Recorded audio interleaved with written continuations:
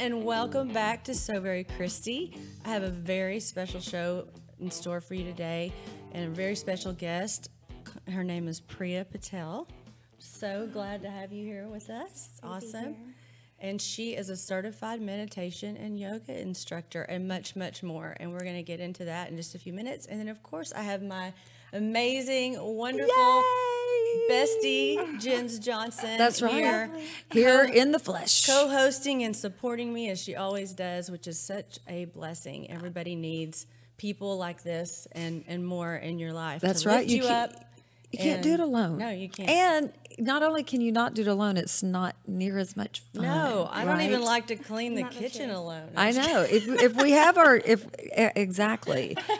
Well, that might be an exaggeration, but you know what I'm saying. It's more fun to put the dishes up when you're chatting with a friend. Of course it is. And, you know, they're telling you good job and way to go. And I know it. You can do it, just a few more.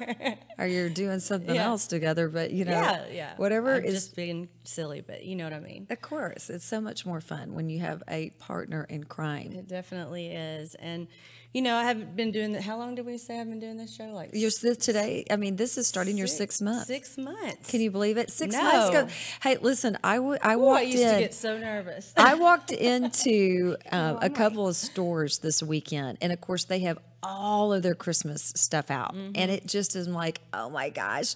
But it really is. It's like we've got October, November, and then we're going right into the holiday season. And I know it.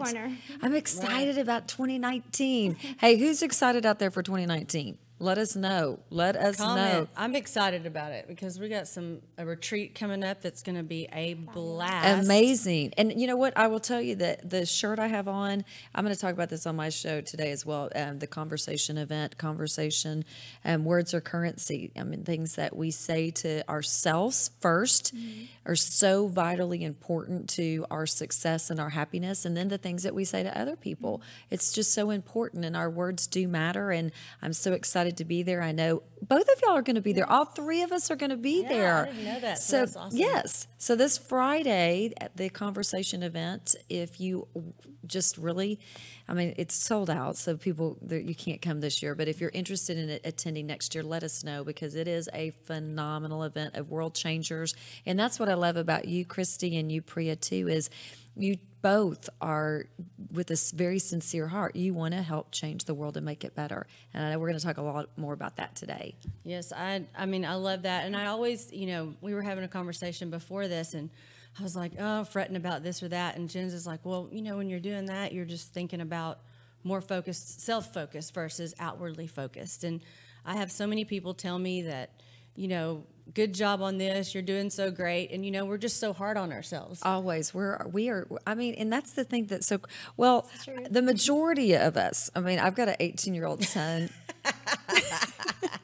I've got an 18-year-old son that he and my 20-year-old son came in today, and my 20-year-old was imitating my 18-year-old son, and he said, at least 3 or 4 times daily, Bryce is like, I look so good. Oh, you know, I look so good. Look, I've been working out, and it just, you know, but it affirmations, man. But it like what the thing is, it made me think of when you're younger, you do that all the time. I mean, a lot of younger people, whether it's they're in their childhood or their early adulthood, and they think they're great. And, you know, we are great. And then we just go through that beat down and then we start beating ourselves down. And don't do that. Don't do it.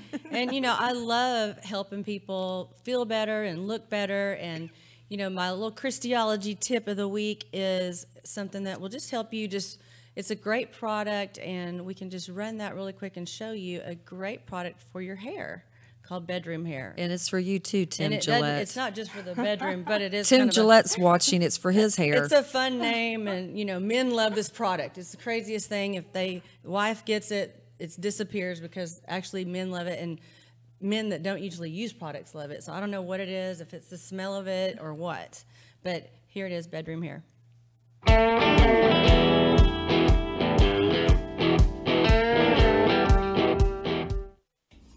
Hey everyone, I'm here to tell you about an incredible product by Kevin Murphy. It's a new product called Bedroom Hair, and it's a lightweight, flexible hold hairspray that gives your hair a lot of texture and body without leaving it stiff and sticky. And you just take a light amount and just spray it into the root or on the outside, wherever you need the hairspray. And if you mess up, you can start over because it's flexible. And one thing that people don't know about this product is if you buy this product, a portion of it goes to global emissions. So that's awesome. And it's Bedroom Hair by Kevin Murphy. Hey, and we did that with a 2-year-old in the room. Oh, you did? It was a brief moment of silence. Listen, Tyler's so cute. Tyler's so cute. I know exactly. He's adorable. I know exactly the one you're talking about. And then Bailey was there, but she's just easy. She's so cute. She's easy. I know. At least, I don't know if Ashley thinks so, but she is to me because she's just, easy going and just. Oh, she is so. I mean, that's they what's both so funny. look after Tyler. The two girls. It's so cute. But anyway, so cute. Thanks to Ashley for helping me with my video. And now I would love to introduce Priya again. She is a certified yoga instructor and certified meditation instructor. Correct, that's correct. And I need some help with that. Just some guidance on that. So I'd love to have you come on in. Yeah. So what did you do? Did you always do this, or did you do something before you started doing meditation and yoga? Great question. No, this is a whole new world for me. I taught special education for about 14 years and helped run a nonprofit here in Dallas where we had multiple programs for children with special needs. Oh, cool. And literally about 3 years ago, I kind of unraveled my own life. Like life in itself came at me. Mm-hmm. And it led me down this path of needing to help myself. And yoga and meditation were tools that I used, I guess you could say, to help myself. And from there I realized help myself and take what I've learned and the knowledge and help people whose lives have unraveled for whatever reason to help themselves. What facilitated that? What facilitated, you're living your life, Yep. You're a teacher, you're helping with this school, you're doing all these, and then what triggered you to say, hold on a second, I need to redirect. Yep. I'm not going in the direction I want to go to. I'm not being completely authentic or real to myself. So I came to the truth of my life, which was I had been hiding my entire life. Like as far young as I could remember to even that moment in time. So it's from as far young as I could remember, from 6 years old until about 34 or so, I'd been hiding my whole life. I'd been abused as a child, sexually abused, and kind of hid and hid a lot. And I learned how to hide. Initially I thought it's my culture that has taught me to hide, or it's self-imposed expectations perhaps that have caused me to hide. And then it wasn't until I hit my mid-30s that I realized this goes so much deeper than I even knew or understood. And just facing that and realizing I don't want to hide anymore. And it's not even that I don't want to hide. I was exhausted. Right. Because you learn to put on these multiple faces and these multiple, almost personalities, even though you don't have a multiple personality disorder. Right. You learn how to be one way and then be another way. I mean, everything from I would dress according to who I thought I was supposed to be in this moment in time, or I would speak the way that I thought I was supposed to be at this moment in time.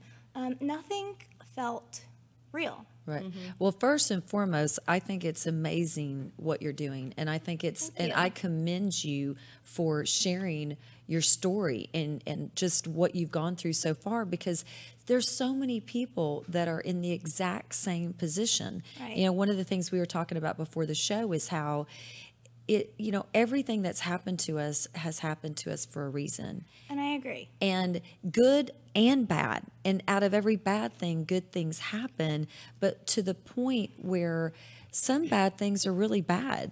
I mean, very bad. And you numb yourself, and it's a defense mechanism that our bodies have, our brains have, that you have been going through, where that's how you got through what you got through. Absolutely. It's a survival skill. It is. It's survival. And now the fact that you're helping other people is incredible. What I would like to share is trauma is ugly. It's ugly.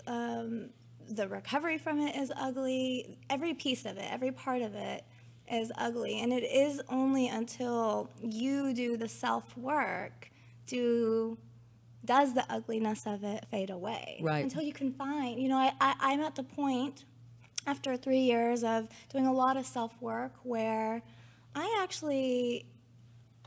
have no anger, no resentment, and I love immensely.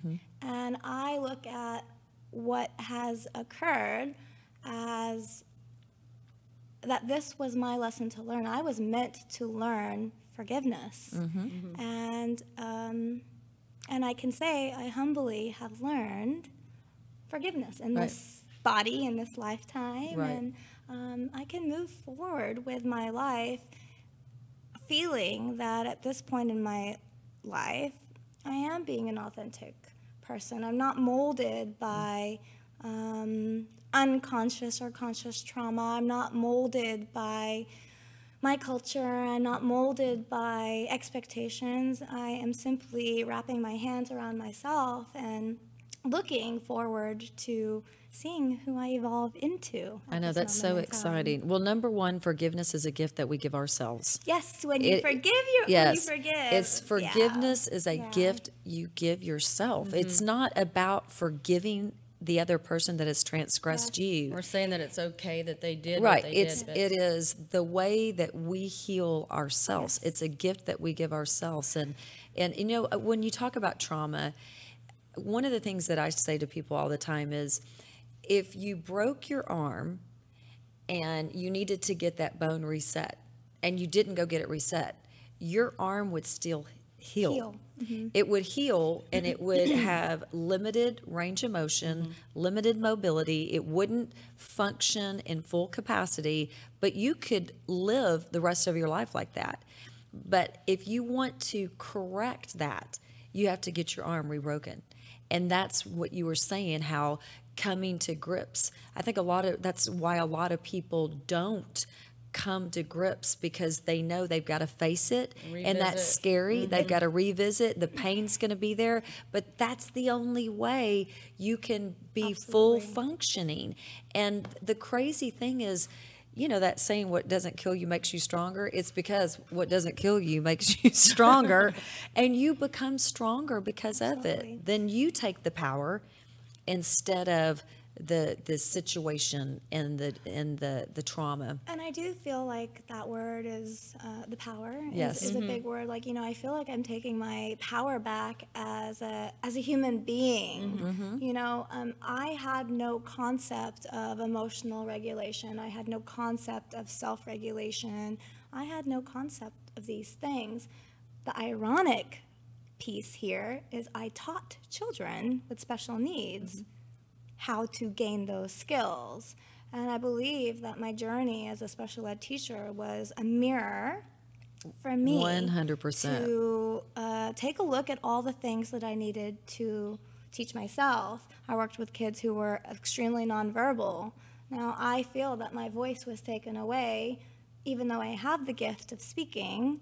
I feel like my voice was taken away from me as a child and as an adult even. And it's just ironic that that's the path that I landed on. And I looked back at those skills that I was teaching these children. And you were really teaching yourself. Only in these past 3 years did I realize, oh my goodness, this is what I need to teach myself. I believe my journey of recovery has been on a upward path because I had that knowledge of how to help myself. Right. It's go ahead. It's awesome. Is some of the work like, I mean, I've heard this, I've done some, group things and private self-development stuff, and some of them have facilitated an exercise where, what would you tell yourself as an 8-year-old or whatever age that is? That's one of the things, I've done. For me, it was a little bit about getting into my body. I don't know. Do you know what disassociation? Yes. Oh, of course. I was very Of course. disassociated, Right. and I needed to do a lot of body work. So of course, I do the therapy, and I have an amazing therapist still. But therapy doesn't get me into my body. And the pain that you might feel in your hips or your low back or your throat, these are all. The body is your loyal partner. It stores the good, and it also stores the bad. And I have been doing things like that is where the meditation and the yoga and even dancing, believe it or not, comes into play, where you can move it out of your body and connect back to yourself. Just like Kathy Kilpatrick. That's exactly the whole premise. Is everything remains unless we get it release it. Like if you have a pain in your neck or your back, it's related to a specific emotion. You can put a name to it. You can say this pain in the neck is a pain in the neck. So is like, a pain in the butt. is Rachel. I'll throw myself under the bus. Like if I am This pain in the neck, this pain in my knee is deep. Like in an uncomfortable situation and I'm avoiding a conversation with somebody, immediately my throat will tighten up. And like in my yoga practice, I will take a look at my body and say, okay, if I notice that there's this tightness in my throat when I'm, let's say, having my head up to the sky, it's an indicator for me. My body becomes a roadmap for me to examine what is going on in my life that perhaps I'm not facing or that I'm not avoiding or that my mind won't let me access at this moment in time. And I know we're going to get into this, but it allows you to be more aware and mindful. And I know you're all about mindfulness, but we all have to be. I mean, to really understand what's going on in our lives, and to the point that you're saying what's going on in our bodies and what's happening, you have to become very mindful and aware of how you feel, what you're thinking, your actions all the time. And absolutely. And because we are so on automatic. Yes. We're on automatic. We have to go, and I still struggle with this. Go from the next to the next, or it's time for this. We lose our sense of awareness, but it can be so simple. Oh, for sure. If we simply make the choice to make it a priority. Oh yeah, you've got to. It takes work if you're working on you've got to really want to, and you have to be.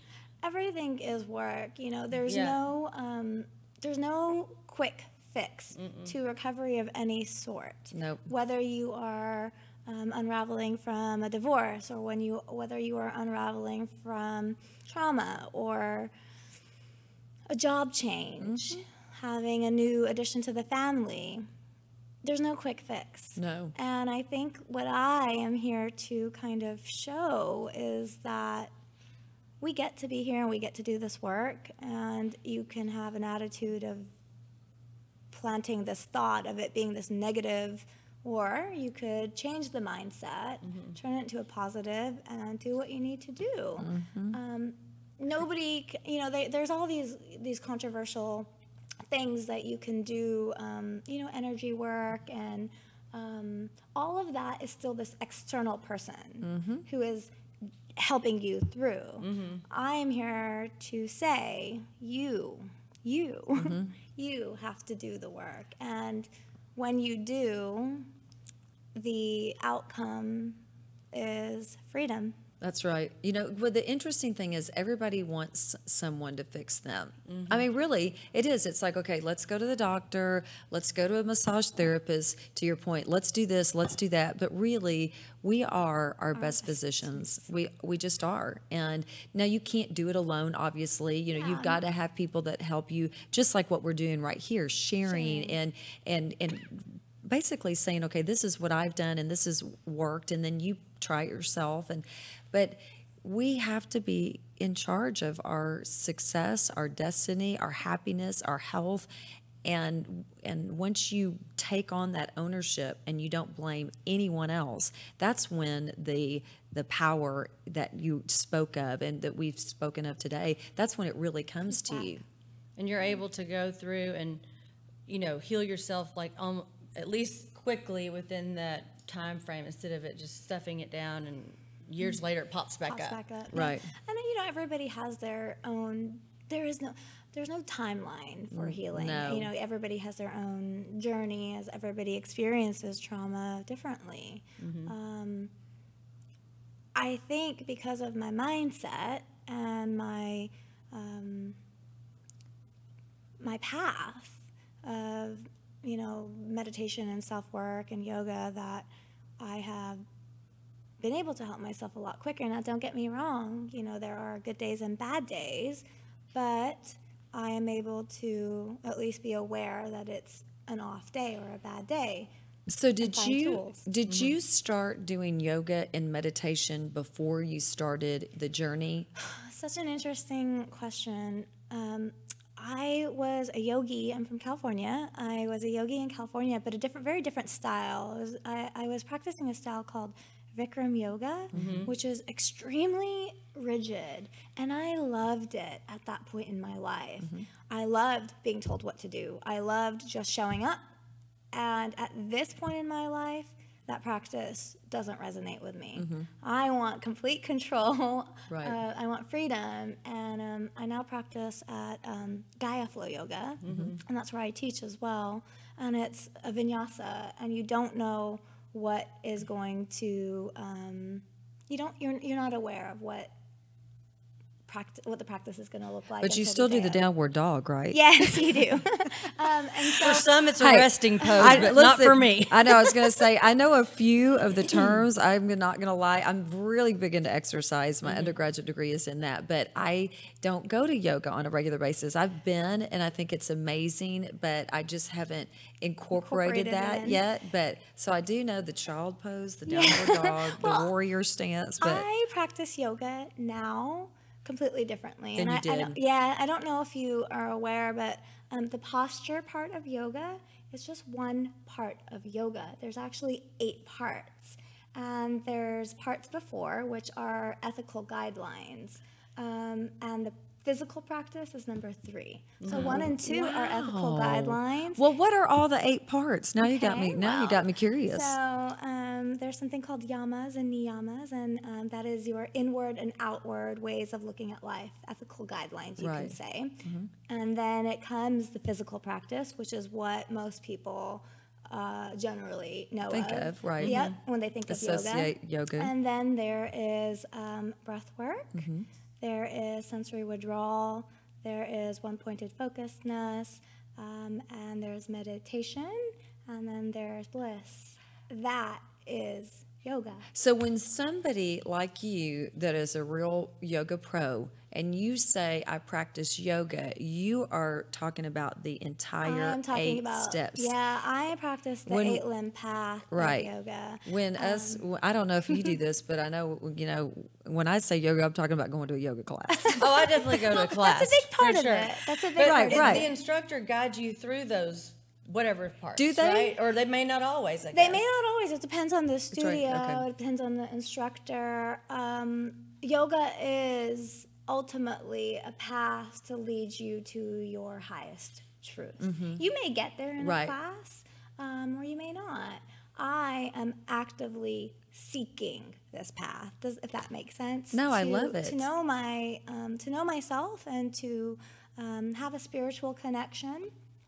And there's a stigma that it's religious. It's not religious. It's what it does is it connect whatever your religion may be. Mm-hmm. It helps connect you to that deeper, Right. and that that's the myth or the debunking yoga. And as far as meditation, oddly enough, I feel like I've been meditating since I was a kid. Mm-hmm. I used to sit in silence, and I still do. Mm-hmm. It is, perhaps that's the introvert in me, but I've always really enjoyed sitting in silence, like with my feet planted down or underneath a tree. And I've just come back. I feel like I'm just coming back home. Right. I Coming back love to that. myself. Now, when you're doing your meditation, I mean, I am by no means a pro in meditation, but I've done and practiced meditation throughout my life because I do think it's so important. And I, obviously with the line of work that I'm in, I understand that it's all in our mind. It starts in our mind, our perspective, our success, the decisions that we make. And you've got to take care of your mind and your thoughts just as importantly, if not more importantly, than the body. So I love learning that that's really where yoga starts. And obviously, to be able to do everything that you want to do to the best of your ability, you have to be physically healthy and strong. So I think that's amazing. But, what I do, I want to know is, were you doing that before? The work you're doing now, the yoga and the meditation, or did that help you get to where you are? And then what was the big thing, if there was one, where you just said, hold on a second, I'm not being true to myself. I'm not being authentic. I'm pushing these things down and I need to deal with them. Yeah, so, no, I lost my way. You lost your way. I lost my way, like, in my teens. I lost my way completely, surrounded by the noise around me, which was, like I said, culture and trauma. And Did you get associated with a poor choice of people? often, Yes. if if I'm in a circumstance where I'm around the wrong people, the room would spin. I'd become out of my body. I couldn't feel my hands or my feet. And it's not even necessarily poor choice of people. Even though I'm divorced, I can say I married the most wonderful Oh, man. sure. No, I totally But understand that. even in my own home environment, I was disassociated. Right. So, and that wasn't a poor choice of people. That was just, it was me. Right. Oh, no, in I that totally get environment. that. But there have been times where I'm around the wrong people, and it's a defense mechanism. And sometimes disassociation, it's a great mechanism when you are in the midst of trauma, but after the fact, it's a terrible coping mechanism. Right, exactly. And it's all that you know. I just think it's important for people, so when they are examining and looking at their lives, and if they say, you know what, I'm hanging around some people that really, to your point, they might be good people, but they're not the right people for me. Yes. That's what I say all the time, is just because I say this person is not the right person for me doesn't mean I'm saying this person is a bad person. They're just not right for me. But, that's one clue that if you start to say, hold on a second, I'm not associating with the people that are bringing me up, that are building me up, that are encouraging me to do more, that are stretching me. I'm not associating with the right people for me. That's a clue that you got some work to do inside of you. It's not just them. You're the one who decided to associate with these people. And I think sometimes people, and we've seen it. Now, we're ladies. Now, we know, we've seen it, where we're hanging out with women and they're just blah, blah, blah, blah, talking about just negatively about the people in their lives. And you want to say, well, why are you hanging out with them? I mean, you're the one hanging out with them. And that's correct, right? If we bring this back into the yoga and meditation terms, that's an energy, right? Right. So everything is an energy. Exactly. And believe it or not, who you associate with it's like your daily aid. It's a daily way of having a meditation that might be cleaner, is to make sure the energy around you is clean. Exactly. I love it. Well, I know we have a video. Don't we have a video? Yes. of Priya? The eating meditation. Yes, so Jens and I participated in one of your eating It meditations. was so much fun. And it was so cool, and I've never done it before. I don't think I've ever even heard of it. And this is one of the programs that Priya has to offer. Yeah, it's a way to get into the sensory system. You know, a lot of us are on automatic and we forget to use the God-given gifts that we've been given, which is, you know, our eyes, our nose, our mouth, and our sense of taste. But more so than that, to sense sensation inside our body. And I'd love to show the video of So we'll eating run that meditation. eating meditation video. Audio Jungle.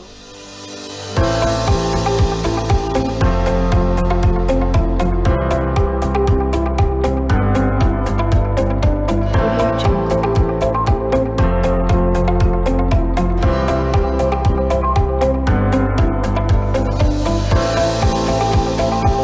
Audio Jungle.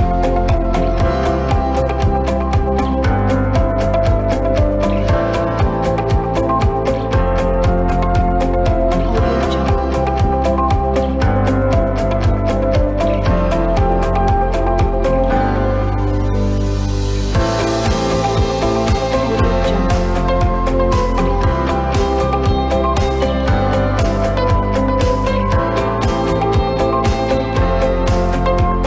Audio Jungle.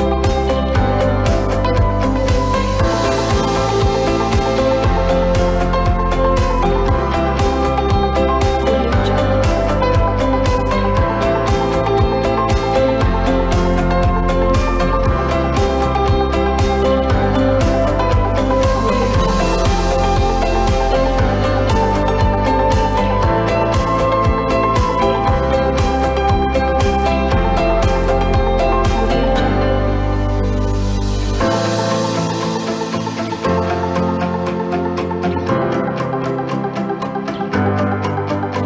Audio Jungle. Audio Jungle.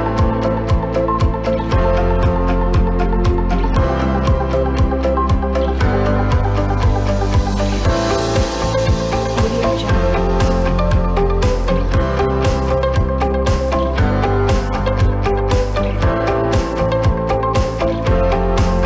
Audio Jungle. Audio Jungle. Audio Jungle. Audio Jungle.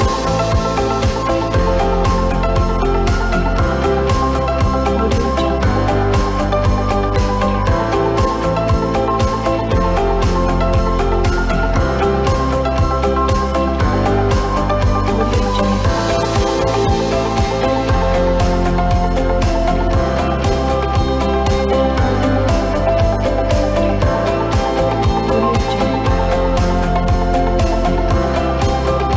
Audio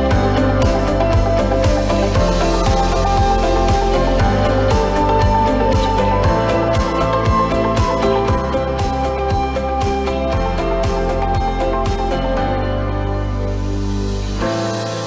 Audio Jungle. We want some of that food now. Let me tell you, all of it was very delicious. It was so delicious. I hope that you were able to see that food can be a way to help you connect to yourself. I don't know if you got that from that. Well, I loved it because the whole process of being grateful for where the food came from, who planted the seeds, who nurtured this, and you know, it's from the beginning to the end. It really stops you, and then of course the health benefits of that. Yeah. You should eat slow. And You should eat slowly. And chew more than we do. do. Like my dog eats it in one gulp, and I'm like, hey. Slow down. And we eat, I mean, not we, I don't know about y'all, but being a hairdresser and not taking a break and booking myself straight through, eating in the know. car, you know, Yeah. you just don't think, and, you know, sometimes you get choked because you're trying to do too many things at once. I Right. mean, you know, has that ever happened to y'all? Yes. Ziggy's like, yeah. A daily. But I know that I eat fast, and I always have. I But know. That's what I just kept noticing myself, like, what am I doing? Oh, okay, slow down. have to slow you know? down. And then thinking about, you know, further than I got this at Whole Foods or I got this at Kroger. I know. I loved it. It I don't was even know if I very- think about that when I eat it. It was very enlightening to me. I loved it. It was incredible, and I mean, if somebody is watching and they want to participate in something like that with you, how do they do that? Absolutely. So they're going to be all over Dallas, also in some restaurants in 2019. But for now, that you can find it at theintentiontable.com. I have a October 20th table for 16 that I'm booking. And then in November, I'm doing a table for gratitude, a Thanksgiving table. That's and so they're limited wonderful. seats, super limited seats. And you can just go to the book now and go ahead and book your eating meditation. Okay, I and love be happy that. to have you at the table. That's awesome. That would That be is a great. must. That is a must for You people got to to try try this. it. It is very cool, and I loved being able to get to know everyone because I knew Jen's, I know, but that's the that only was person. really neat to get to know And everybody. it was just so great, And that's one of the things, like a table is a place where people come together. And I love that it's strangers who are coming together to have a really beautiful night of sharing conversation, as well as connecting to themselves. And, I had a few people tell me that it's changed their relationship to food, as well as opened up their eyes to other people's way of living and life. And No, I so, loved yeah. it. It was amazing. It was amazing. Now, at one of the next intention tables, you need to have Christy come sing. Oh, I'd love to have her. Christy, That would be fun. I know. So that's one of the things that I love so much about doing this is being here to listen to her sing and voice. share her gifts. And it's phenomenal. And music it's just one of those methods that you really touch people's souls. And so Transformational. It is transformational. And Priya was asking me, how do you pick your song? Well, it's not always the same way. This time the song I'm going to sing is called "Let It Go" by James Bay. It's a beautiful song, and it's not normally one that I run across when I'm trying to find a new song to work on. But actually I'm about to attend this, what's it called again? The Conversation. And a guy that I know a little bit, but I do know he's an amazing artist, is going to be there, and he sings a certain type of a song. He's an incredible songwriter and performer. And so I was just looking at his stuff, and he sang this song, and I was like, oh my gosh, that's a beautiful song. And then I was just doing the harmony because it's a guy, but I was like, hey, that's in a good range for me. I mean, that's kind of, and then I thought, "Let It Go," that's such a good kind of theme for what we were talking about. Exactly. Nice. Can't wait to listen. So here we go.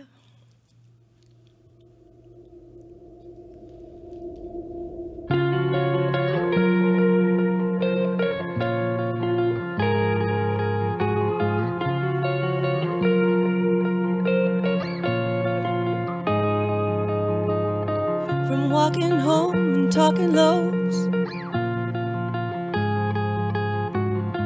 from nervous touch and getting drunk with you,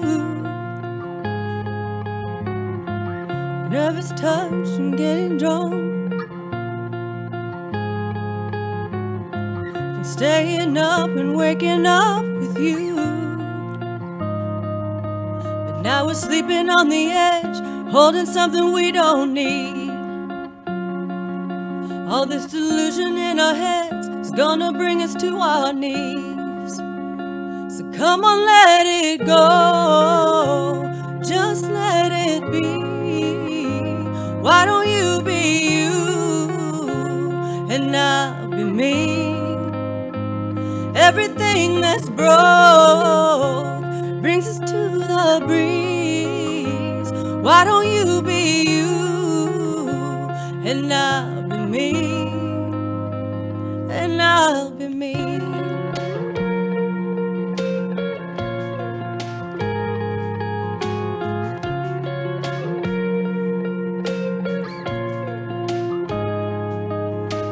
From throwing clothes across the floor, teeth and claws and slamming doors at you. If this is all we're living for, oh, why are we doing it anymore? Another look, another close, wanting something we both need. All this delusion in our heads is gonna bring us to our knees. So come on, let it go. Just let it be. Why don't you be you, and I'll be me. Everything that's broke brings us to the breeze. Why don't you be you, and I'll be me, and I'll be me.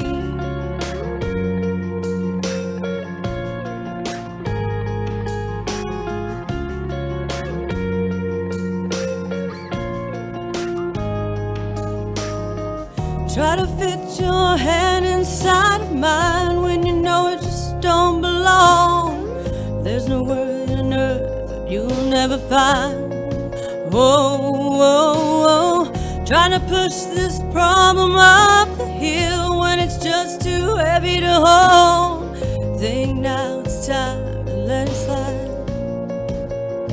So come on, let it go. Just let it be.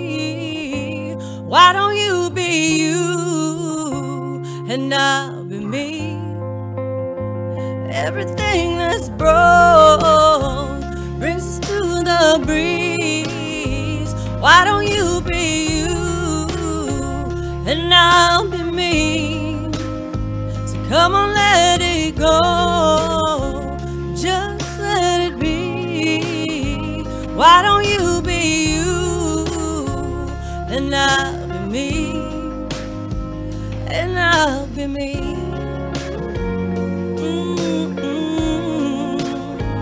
And I'll be me, yeah. Oh, and I'll be me. Yay! I love that because we've got to be ourselves, and you've got to be me. I mean, I've got to be me. You've got to be you. I gotta be me. You gotta be you. We have to be authentic. Delusion in our heads. Yes. I know. I love it. I mean, man, and I've heard that song, and it's such a beautiful melody, but the words are just... It's incredible. I love it. It's what a great Incredible. message. What a great gift to share and end this show off with today. Thank you so much, Priya, It's such for a pleasure. blessing Thank us you with for your... having me. And I think I need to do some work with you. I mean, I really do. That'd be awesome. I'd love to have you. And I thank love you, it. Jens, for being on the Oh, show. thank you. I love you. And being that it has been 6 months, I would like to thank all of my viewers and fans out there. And if you will, just PM me. I have a special gift in store for you. Yay! I'm gonna PM you. Okay. I want the special gift. Because all of you and you are gifts to me. And so I just want to give something back. And thank you so much for tuning in to So Very Christy. We will be back next Monday at 2 o'clock.